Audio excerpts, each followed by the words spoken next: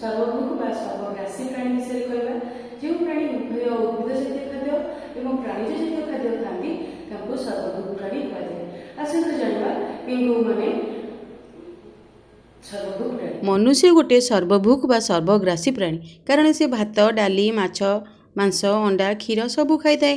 भात डाली पनीपरिया एगुड़िक सबू उद्भिद जात एवं माछ मांस अंडा क्षीर एगुड़िक सबू प्राणीज जात।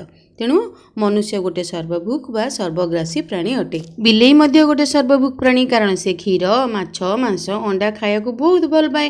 ता सहित रुटी भात डाली मध्य खाई थाए। भात डाली रुटी एगुड़िक सबू उद्भिद जात एवं माछ मांस डाली एगुड़िक सबू प्राणीज जात। तेणु बिलेई गोटे मध्य सर्वभोग प्राणी।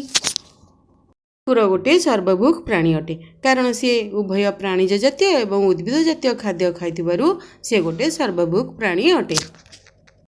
नेउल गोटे सर्वभोग बा सर्वग्रासी प्राणी कारण सी बिलेरे हेथिबा परिबा को खोलिकी खाई दिए। मांस खाया को भल पाए।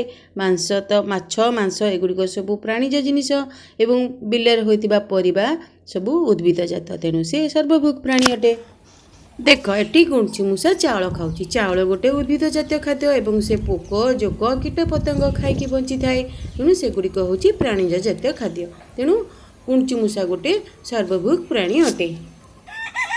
कुकुड़ा मध्य गोटे सर्वभोग प्राणी कारण से पोक जोक खाई थाए एवं आमे देइथिबा भात चाउल रुटी मध्य खाई थाए। तेणु से उभय प्राणीज जातीय एवं उद्भिद जातीय खाद्य खाइथिबारु से मध्य गोटे सर्वभोग प्राणी अटे। आमे तो जानिचे काऊ मल्ला जीवजंतु को खाई थाए एवं आमे देइथिबा रुटी बिस्कुट चाउल को खाई थाए। चाउल बिस्कुट एगुड़िक होची उद्भिद जातीय। से उभय खाद्य खाउथिबारु सी होची सर्वभोग प्राणी अटे। आशा करूची वीडियो भल लगे लाइक कमेंट शेयर निश्चित करबे। आपन समस्त को धन्यवाद मो वीडियो देखुथिबारु लाइक करथिबारु सेति पई अनेक अनेक धन्यवाद। नमस्कार। जय जगन्नाथ।